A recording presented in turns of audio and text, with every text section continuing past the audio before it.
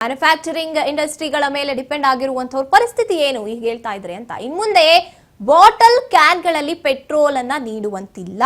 S, ಒಂದು ವೇಳೆ bottle ನಲ್ಲಿ ಪೆಟ್ರೋಲ್ ಅನ್ನ ಏನಾದ್ರೂ ನೀವು ಕೊಟ್ಟು ಕಳಿಸೋದು ಅಥವಾ ತಗೊಂಡ್ ಬರೋದು ಕಂಡು ಬಂದ್ರೆ ಕ್ರಮ ತಗೊಳ್ಳೋಕ್ಕಾಗತ್ತೆ. ಇನ್ ಮುಂದೆ ಬಾಟಲ್ ಕ್ಯಾನ್ಗಳಲ್ಲಿ ಪೆಟ್ರೋಲ್ ಅನ್ನ ನಾವು ಪರ್ಚೇಸ್ ಮಾಡ್ಕೊಂಡು ಹೋಗೋ ಹಾಗಿಲ್ಲ. ಹಾಗೇನಾದ್ರೂ ಮಾಡಿದ್ರೆ ಕ್ರಮ ತಗೊಳ್ಳೋಕ್ಕಾಗತ್ತೆ. ರಾಜ್ಯದಲ್ಲಿ ಇಂಧನ ಕೊರತೆ ಉಂಟಾಗಿರುವಂತಕ್ಕೆ ಸರ್ಕಾರ ಈಗ ಮುನ್ನೆಚ್ಚರಿಕೆಯನ್ನ ನೀಡ್ತಾ ಇರುವಂತದ್ದು. ಪೆಟ್ರೋಲ್ ಡೀಸೆಲ್ ವಿತರಣೆಗೆ ಹೊಸ ಮಾರ್ಗಸೂಚಿ ಈಗ ಬಂದಿದೆ. ಇಂಧನ ವಿತರಣಾ ಕೇಂದ್ರಗಳಿಗೆ ಹೊಸ ಗೈಡ್ ಲೈನ್ಸ್ ಬಂದಿದೆ. ವಾಹನ ಕಂಟೈನರ್ಗಳಿಗೆ ಮಾತ್ರ ಇಂಧನವನ್ನ ತುಂಬಿಸಬೇಕು. ಕಂಟೈನರ್ಗೆ ಇಂಧನ ತುಂಬಿಸೋದಕ್ಕೆ ಮಿತಿಯನ್ನ ಕೂಡ ಸರ್ಕಾರ ಹೇರಿದೆ. ಕಂಟೈನರ್ಗಳಿಗೆ ಗರಿಷ್ಠ 200 ಲೀಟರ್ಗಳಷ್ಟು ಮಾತ್ರ ತುಂಬಿಸ್ಕೊಳ್ಬೇಕಾಗತ್ತೆ. ರಿಟೇಲ್ ಔಟ್ಲೆಟ್ಗಳು ಪೆಟ್ರೋಲ್ ನೀಡುವಂಥದ್ದು ಈಗ ಸಂಪೂರ್ಣ ನಿಷೇಧ ಆಗಿದೆ. ರಿಟೇಲ್ ಔಟ್ಲೆಟ್ಗಳು ದೊಡ್ಡ ಮಟ್ಟದ ಇಂಧನ ಪೂರೈಕೆಯನ್ನ ಮಾಡೋ ಹಾಗಿಲ್ಲ. ಇನ್ಮೇಲೆ ನೇರವಾಗಿ ಮಾರಾಟ ಕಾರ್ಯವಿಧಾನಗಳ ಮೂಲಕ ವ್ಯವಹಾರವನ್ನು ಮಾಡಬೇಕಾಗುತ್ತೆ.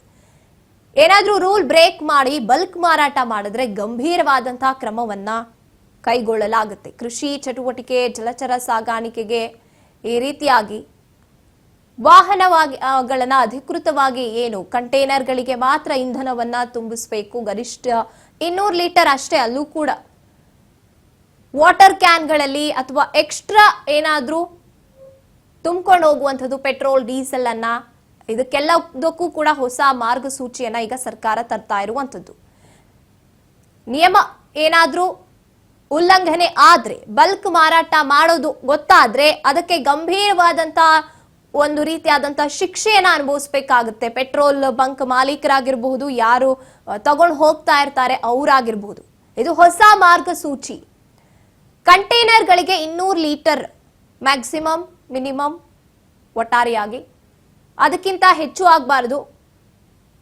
ಅಥವಾ ಅದ್ರ ಜೊತೆಗೆ ಮತ್ತೊಂದಷ್ಟು ಅಂತ ಥಿಂಕ್ ಕೂಡ ಮಾಡಬಾರ್ದು. ನೇರವಾಗಿ ಮಾರಾಟ ಕಾರ್ಯವಿಧಾನಗಳ ಮೂಲಕ ವ್ಯವಹಾರವನ್ನ ಮಾಡಬೇಕಾಗುತ್ತೆ. ರೂಲ್ಸ್ ಬ್ರೇಕ್ ಮಾಡೋ ಹಾಗಿಲ್ಲ. ಇನ್ಮೇಲೆ ಯಾರೂ ಕೂಡ ಎಕ್ಸ್ಟ್ರಾ ಅನ್ನುವಂಥದ್ದನ್ನ ಇಂಧನ ತುಂಬಿಸ್ಕೊಳ್ಳುವಂಥದ್ದು ಪೆಟ್ರೋಲ್ ಡೀಸೆಲ್ ಅನ್ನ ಆಗಿರಬಹುದು, ಆ ರೀತಿಯಾಗಿ ಯೋಚನೆ ಮಾಡೋ ಹಾಗಿಲ್ಲ. ಅದಕ್ಕೆ ಕಡಿವಾಣವನ್ನ ಹಾಕ್ತಾ ಇರುವಂಥದ್ದು ಸರ್ಕಾರ. ಹೊಸ ಮಾರ್ಗಸೂಚಿಯನ್ನ ಇನ್ನು ಮುಂದೆ ಅಳವಡಿಸಿಕೊಂಡು ಹೋಗಬೇಕಾಗುತ್ತೆ. ಇಂಧನ ವಿತರಣಾ ಕೇಂದ್ರಗಳಿಗೆ ನೀಡಿರುವಂತ ಹೊಸ ಗೈಡ್ ಲೈನ್ಸ್ ಇದು.